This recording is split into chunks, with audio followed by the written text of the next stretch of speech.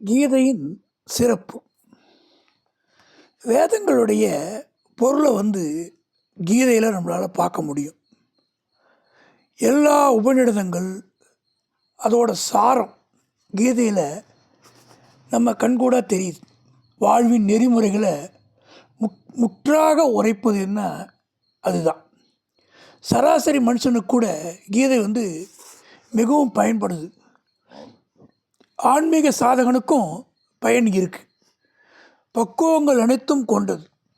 இதில் சொல்லப்படாத தத்துவமே இல்லை. உடல், மனம், ஆன்மா சம்பந்தப்பட்டது யோகம்.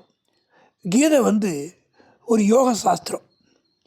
18 யோகங்களை 18 அத்தியாயங்களில் சொல்லியிருக்கார் வியாசர். கர்மயோகம், ராஜயோகம், பக்தி யோகம், ஞான யோகம் அப்படின்னு பிரதானமாக 4 யோகங்களை விரிவாக சொல்லப்பட்டிருக்கு. கர்மத்திலேருந்து ஞானம், இது மனித மனம் அடைகின்ற பரிணாமமாகும். யோகம்னா என்ன? செயலில் திறமை வாய்க்க பெற்றிருக்கிறது தான் யோகம். ஆத்ம சத்தாகவும் சித்தாகவும் ஆனந்தமாகவும் விரைவி நிற்குது. ஆத்மத்தின் ஸ்வரூபம் கீதை. இப்போ பேச்சுவாக்கில் சொல்லுவாங்க, அவன் யோகாக்காரன்றாங்க. யோகாக்காரன் என்ன? வெற்றி அடைஞ்சிருக்கான். அவன் வெற்றி அடைஞ்சதுனால அவனை யோகக்காரன்னு சொல்கிறாங்க. அப்போ அந்த வெற்றி அடையிறதுக்கு ஒரு வழிகாட்டுது கீதை. பரம்பரை தொட்டு காது வழியாக கேட்டு காப்பாற்றி வச்ச விஷயம் சுருதின்னு சொல்லுவாங்க. சொல்லும் பொருளும் மாறாமல் இருக்கும்.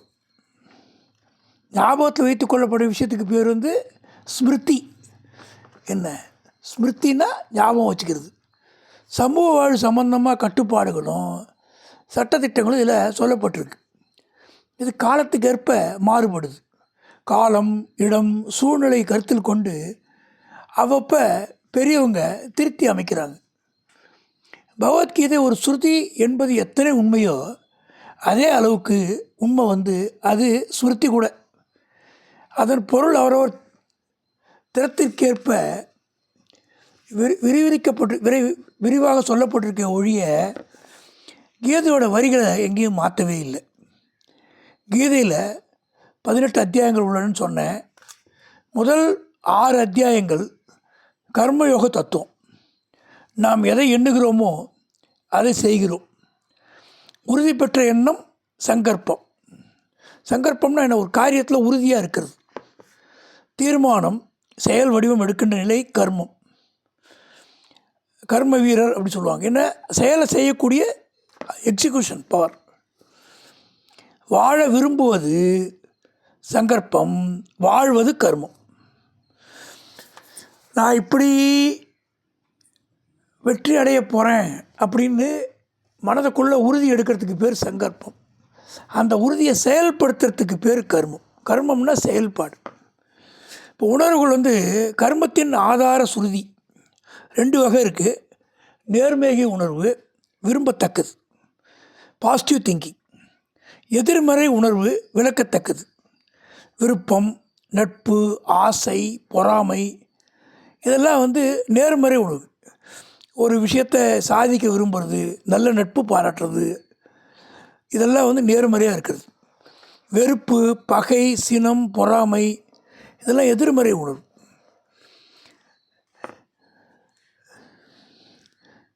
சினத்தை பொருளென கொண்டவன் கேடு, நிலத்தை கை அறைந்தான் பிழையாத அற்றுன்னு வள்ளுவர் சொல்லுவார். ஒருத்தர் கோவத்தை தன்னுடைய பொருளை எடுத்துக்கிட்டான்னா, எப்படி ஒருத்தன் நிலத்தில் கையால் அடித்தான்னா அந்த கை தப்பிக்காதோ அந்த மாதிரி அந்த கோபம் அவனுக்கு கெடுதல் பண்ணுன்னு சொல்லுவார். 7 முதல் 12 அத்தியாயங்கள் வரை சொல்லப்பட்டது பக்தி யோகம். முதல்ல என்ன சொன்னேன்? 6 அத்தியாயங்கள், முதல் 6 அத்தியாயங்கள் கர்மயோகம். 7லேருந்து 12 வரைக்கும் பக்தி யோகம். அப்போ இன்னொரு பரிமாணம் பக்தி.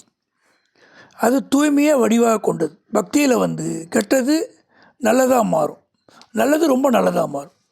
பக்திங்கிறது என்னது? ஒரு மனிதன் இறை வழிபாடில் இருக்கும்போது அவனுடைய மனம் அமைதி பெறுது. இப்போ 13லேருந்து 18 அத்தியாயங்கள் வரைக்கும் பேசப்படுது ஞான யோகம். ஞானம்னா அறிவொளி. அஞ்ஞான இருட்டு அகற்றுறது. ஞான யோகத்தோட சாதகன் சித் ஸ்வரூபத்தை அடைகிறான். ஜீவானுபவத்தின் உச்சம் அது.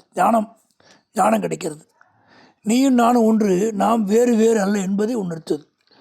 எல்லாரையுமே ஈக்குவலாக ட்ரீட் பண்ணுறது.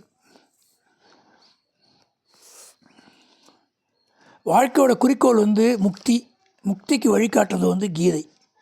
எத்தனையோ மகான்களும் மேதைகளும் கீதைக்கு உரை ஆசிரியர்களாக இருந்து நிறைய விளக்கங்கள் கொடுத்துருக்காங்க. ஆனால் பொருள் மாறவே இல்லை. உண்மை அப்படியே தான் எப்பயுமே மாறாமல் இருக்கும்.